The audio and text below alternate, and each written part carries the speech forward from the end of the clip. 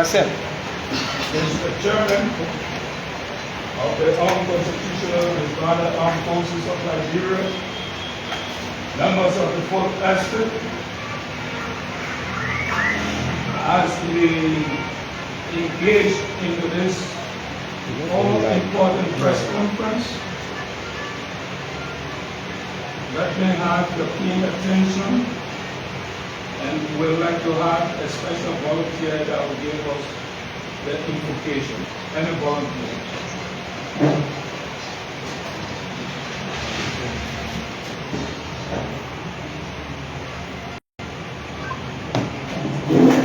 Amen. Let us say the Lord prayer. Our Father, which art in heaven, hallowed be thy name. Thy kingdom come. Thy will be done on earth as it is in heaven. Give us this day our daily bread, and forgive us our trespasses, as we forgive those who trespass against us. In Jesus' name we pray.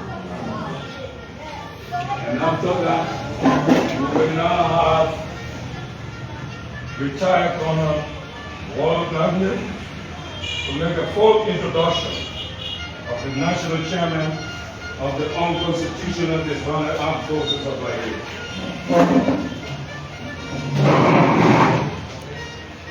First of all, hello, man. Sound like a soldier. You sound very weak like hello, man. That's correct. Because of our forces and members of the armed forces, disbanded, Commander, I'm so happy that we are here this time. I'm very proud, very proud. This time we are proud. I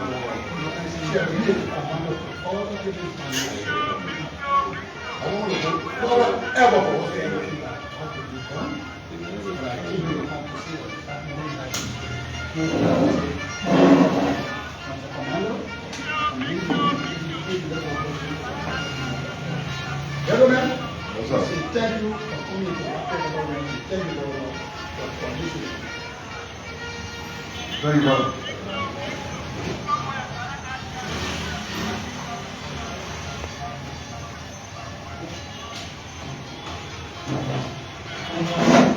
It is now my honor to announce to you a career soldier, a martial artist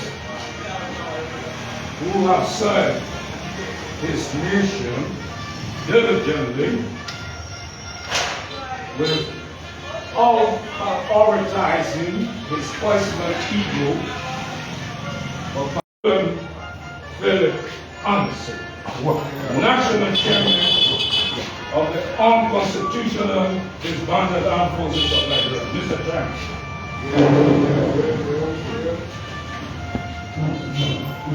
Members of the press, my fellow officers, I will appreciate it if we all stand to hold in honor, in commemoration, in observance of those of our fallen colleagues and soldiers who have served past. And in honor of that, I would like the ruler to play a song in memory to commemorate the passing. Let's observe them for at least 5 minutes.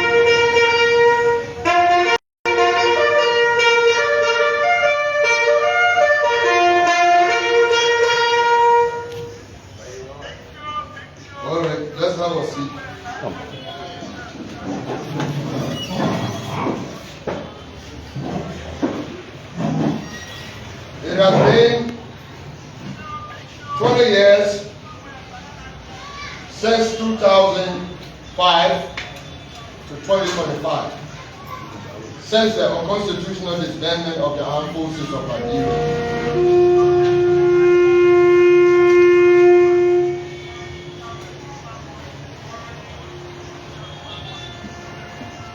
And the statute of limitation has passed. The time has come for our leadership to take action. We must seek legal recourse at the Supreme Court to address the injustice of the AFL's disbandment, which led to the destruction of our careers, the atrocities committed against our service members, and the unjust treatment we have endured, including the stipend salary, or whatever the government refers to as our pension salary, which is in the amount of 7,000 Liberian dollars, which is equivalent to 30 United States dollars. Can any family or anyone live on 30 United States dollars? Since 20 years, the government of Liberia has abused our humanity, our service. It was us who labored, who struggled and fought this war and served the flesh. We all laid down our lives on the sacrificial altar because of patriotism, not because of materialism. We joined the army because of love for our country. Soldiers take the lowest salary in this nation. Why did we join the army? We joined because of love for our country. And over these 20 years, since we have shown that over and over that love, because to our noble record, we have never sabotaged the government of Liberia, nor have we carried on any subversive activities. It is clear that a new leadership is necessary, one that has the mandate to resolve this long-standing injustice. We are deeply honored to have been selected by the command as the national chairman and commander.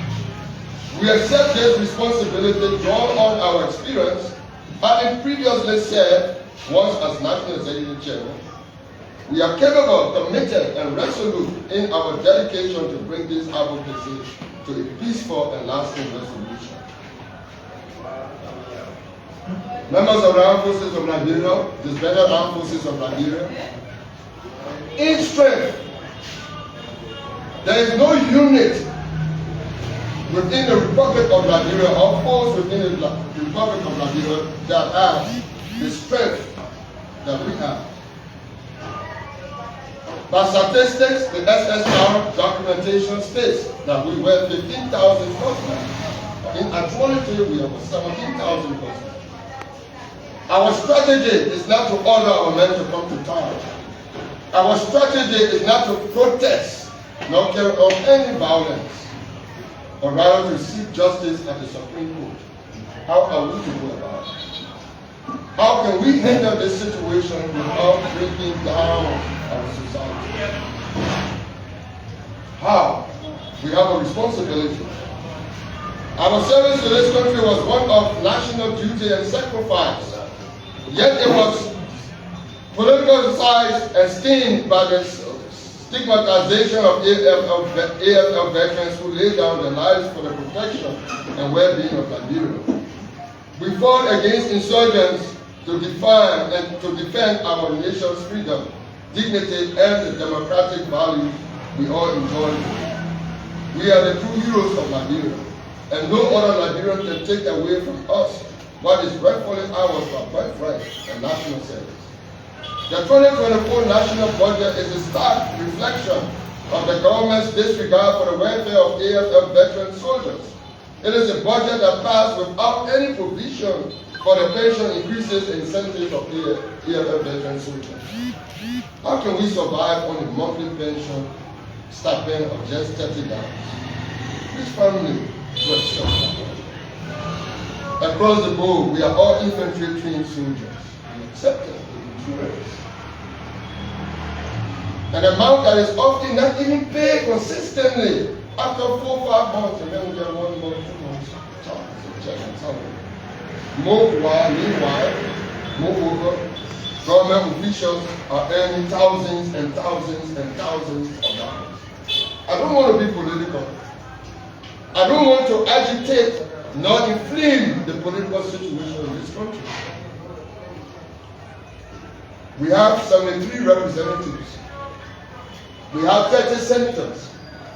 Last year alone, the House passed a budget of over $50 billion just for those 103 questions. This current budget, 47 plus something million.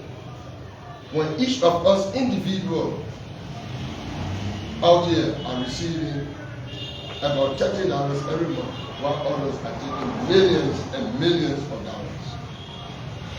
We have to abide by the rule of law.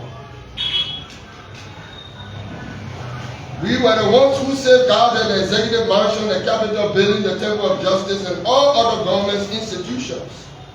We fought through wounds, amputations, injuries, and in some cases death, so that Liberia could thrive. We preserved the seat of government. No rebel foes captured the executive mansion. It was our blood, sweat, and sacrifice that kept it standing. Yet, we asked ourselves, what is our reward? How did the government reward us? And we should look back and go into the time of demobilization at the cessation of hostilities. The DDR, the government gave combatants in exchange, gave them money in exchange for guns, and gave them money, scholarships, and so much. What did they give us? They took our uniforms away illegally, took our jobs away illegally, forced eviction from the barracks, the economic strangulations, deprivations, the homelessness, diseases. Thousands of our people have died on the west side, unaccounted for. That's a human rights abuse. Thousands of our people are dying. Which of them can live off $30 per month? This is what they have imposed on us. But by our discipline, we are proving to them that we are better citizens than they are, regardless of all of the money they have taken. We have not lifted a finger. And my colleagues, I want you to bear with me under my command. We will not lift a finger against the government. Nothing apple will fall by itself. We will march to the Supreme Court of Liberia to seek justice. For 20 years since our unconstitutional disbandment, we have remained dignified, law-abiding citizens. We have not sabotaged the government. We obey not out of weaknesses, but out of deep, unwavering love for our country. Who are we? Are we an enemy of the state? The sin fled. We took up. We stood and fought to the last man. Don't remember. Please, with all due respect to you, I want you to stand. You are one of the last commander who fought this war amongst us. You all know. Of all of our battalion commanders, this is one of the last commanders. What has the government done for you? The government does not even recognize you to be the head of that country. The man who led us. The one man who saved this country. That there have not been bloodshed. What have we done? They've nothing. So it's more time that we come together. Say the same. We come together. Same mind. With oneness, one spirit, one movement, to march our way to the Supreme Court, to petition the Supreme Court against the unconstitutionality of our disbandment. Under the laws of Liberia, no commander-in-chief has the power to disband the armed forces of Liberia without national legislative backing, nor oversight. No commander-in-chief has the power over the enlisted men. How did the enlisted men lose their jobs? How did they get disbanded? Of course, evidently, Ellen Johnson said he signed us all into retirement by evidence of our retirement certificates. That was an abrogation of the Constitution of Liberia. That was an abrogation of our military laws. By what procedure? By what regulations? By what authority did we get disbanded? It was unconstitutionally done. We obeyed, and obeyed to the last man. I guess if the government, if Joseph Walker asked the new armies and tell them, everybody take a screwdriver and bust your left arm. Don't get me wrong. Hundreds of soldiers will bust their eyes on that order. If the government should order them to say, bust your left eye, they will obey. Soldiers don't question with mouth. We have been used, enslaved, abused. How do we regain our honor? I don't think the way out is to fight the government. I don't think the way out is to seize territories. I don't think the way out is that we go after those who hide us. But this time around, with respect to the Commander-in-Chief, we have no personal prejudice against him. We have no prejudice against the government of Liberia. But what we want now is the rule of law. We need justice. We are going to go to the Supreme Court to ask the Supreme Court whether this money and what they have done to us, whether it's right or not. The government has allowed hundreds of soldiers to die from homelessness, illness, disease, and hunger. We approve the forced eviction of the Supreme Court. Even within a civilian war, to evict a person from his house, whether he's an illegal or illegal tenant, under the Constitution of Liberia, you must give that person time. But in our case, the government automatically, on the same day, ejected us of all military bases. They broke down our homes. Go PHP, Coronado. I saved a lot of people from there. They took bulldozers. In fact, I even did like 3 in the morning, we were pushing soldiers pulled down. They destroy everything we ever had, our honor. Shopping barracks. We have our police and families who are buried there. Our home. Even the name was changed from Shefflin to some other name. They have done what they had to do to us. But now is the time.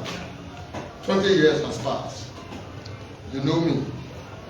We are going to march forward without threat. Without any threat. We're going to go to the Supreme Court, petition the Supreme Court, and seek justice. If the Commander-in-Chief has compassion, if he feels in his heart and mind that he wants to find a remedy for this situation, our command, we are open. But technically, on policy, we are going towards the Supreme Court to seek justice. Why should generals, privates receive the same salary? In no army in the world, should the Supreme Court subpoena the roster or salary of the current armed forces of Liberia. You will find out from the chief of staff to the private that the salaries are in different categories like our salary was. Under what circumstances and conditions, how and why did the government impose upon us this starting salary? And that's a military standard. We would like to get to the bottom of it. We would like to get to the bottom of it. In the coming days, we will submit to the press what our demands are in terms of dollars and cents and what are our expectations. We would like to use and utilize this press conference to express our intent clearly to the people of Liberia that the disbanded armed forces of Liberia has had enough.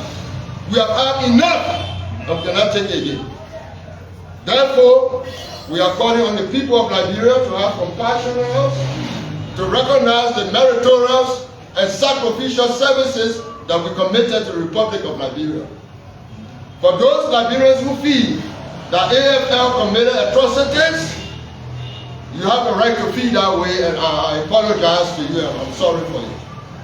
But if any soldier in our midst and within our organization who committed atrocities, we ourselves will forward that soldier to war crime court. The vast majority of us here are not war criminals.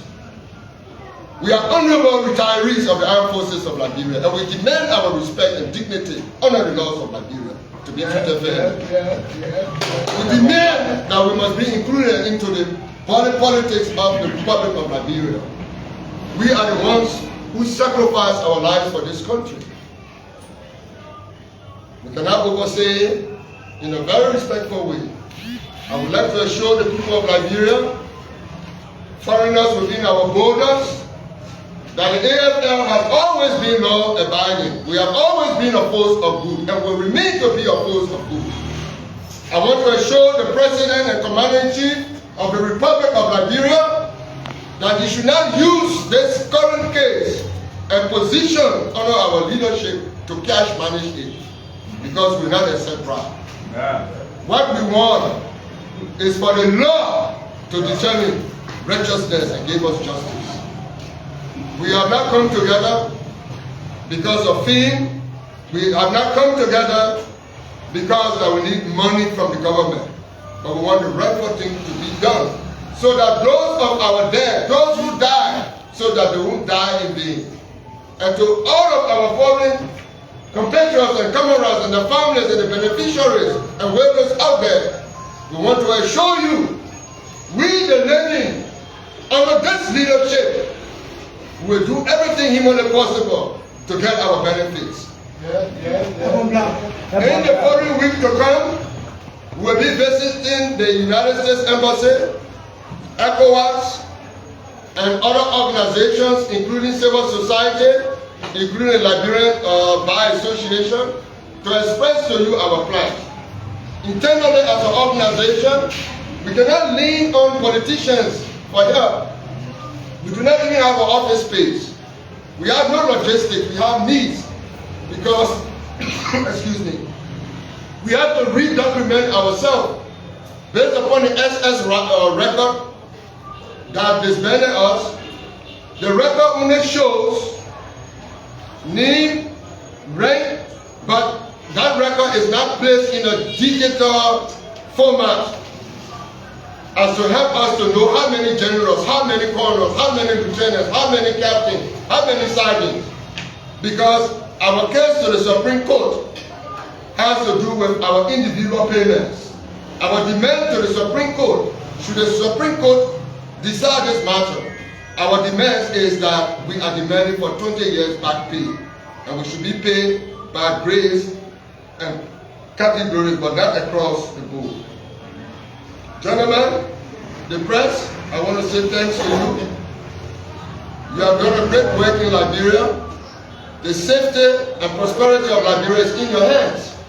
We cannot use our manpower now, because you have ordered the men to come to Monrovia. Even 5,000, 6,000, 7,000 men, the government will fall. Even the sound of our feet, the government will fall. So we are going to rely upon you to help us, to conscientize the Liberian people, to help us to reach out to the Liberian people for them to understand our plight. We depend upon you. We are soldiers. We cannot articulate our plight. We cannot cause our grievances to cause our soldiers to go amok. So we'll be kind on the folk estate to help us as we thank the Lord. I thank you, ladies and gentlemen. I thank you for coming. I thank you.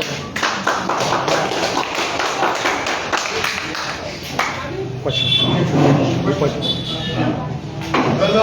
the press, was there questions? I can take 5 questions from the church. Yeah. My name is Bamato, I'm a Liberian president.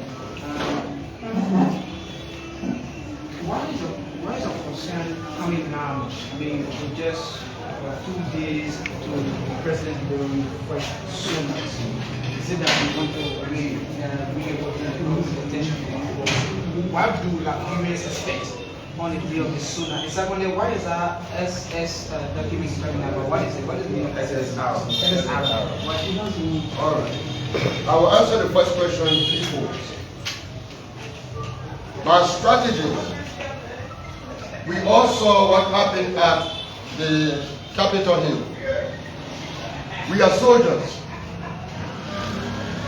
Based upon principles, we could not inject ourselves into the politics of Nigeria, especially due to the sensibilities of our subject and our membership. We waited for that crisis to be resolved. At the same time, we waited to see whether the commander-in-chief by himself, whether he would have injected something into the budget, some incentive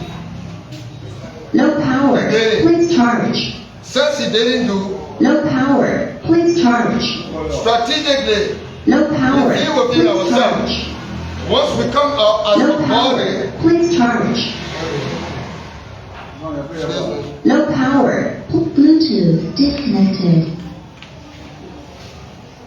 lastly, we feel if we make this announcement now, No power. it will Please cause. charge. It's not true.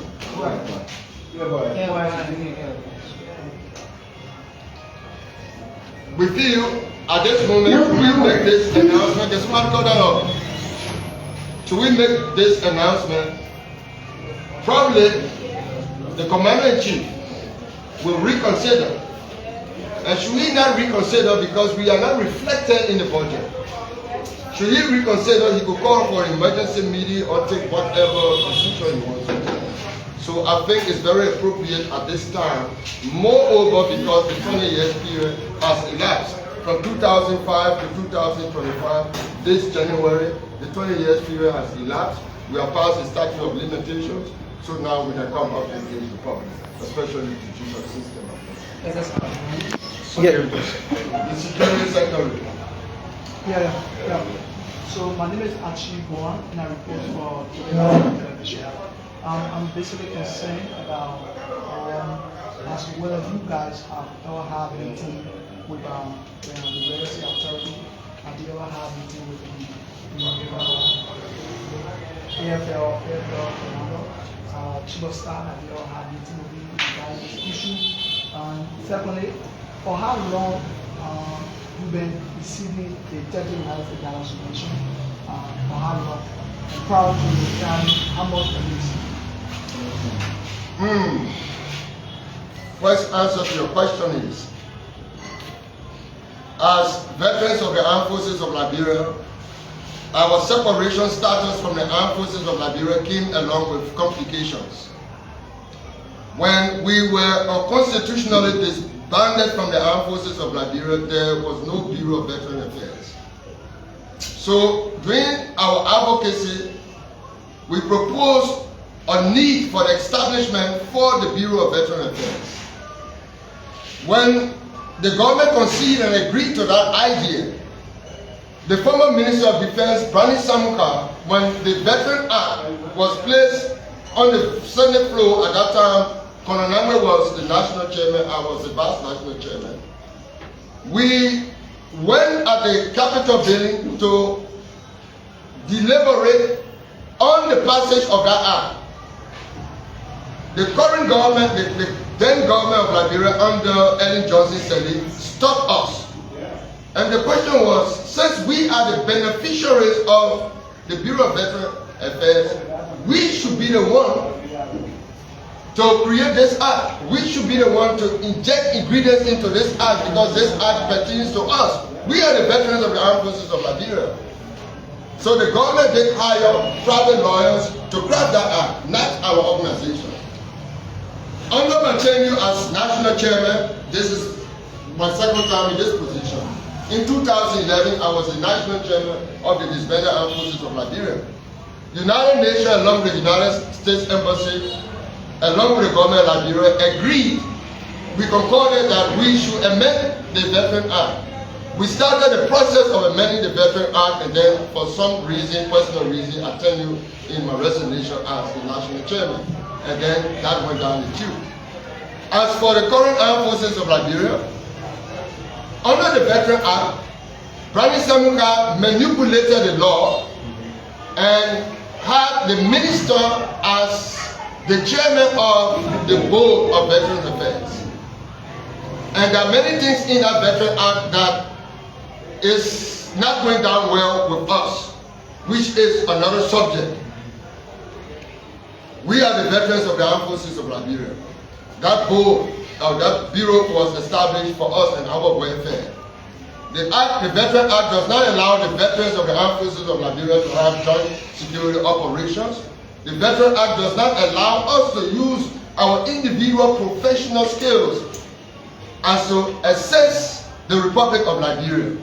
Because if you look at government institutions, look like LRA, you have enforcement wings. the collection of taxes and many things. If you look into the history of Liberia, you'll find out that from Liberian frontier posts are collecting taxes around. They built this country. So how come you can have 17,000 veterans without a job? How can the veterans who fought for the Republic of Liberia after fighting and working in civil say that we create a new army? How is that possible? This is our plan. I thank you.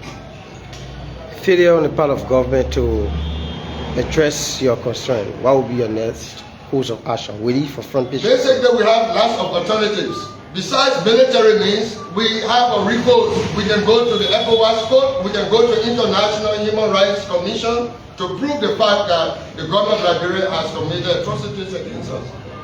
Look at the mass dismissal of other us. Look at the salaries they are giving us. Look at the salaries, a clear deprivation of our rights and economic strangulations. How do we support our children sending to school? You were to assume. How do we survive? What's our do? If you were to assume the least salary. Come. This is the former national chairman and the commander of the amputated men and disabled men. We have lots of veterans who have physical disabilities and physical impairments. What happens to him? He loses his life because of his country. Who's going to take care of him medically? What happens to him? He didn't cut his own food.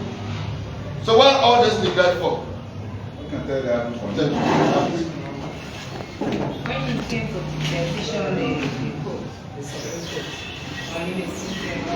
we should do that in the next 1 or 2 weeks. We first would like to meet the United States Embassy because of national security reasons. This body, we do not have the capacity to manage 17,000 plus men. To move 17,000 plus men from one place to another. Even 5,000 will create national problems and so forth. So we need to talk to the international community to raise money. We need an office space, we have to redocument. There's so much we have to do. Cannot rely upon government. Thank you.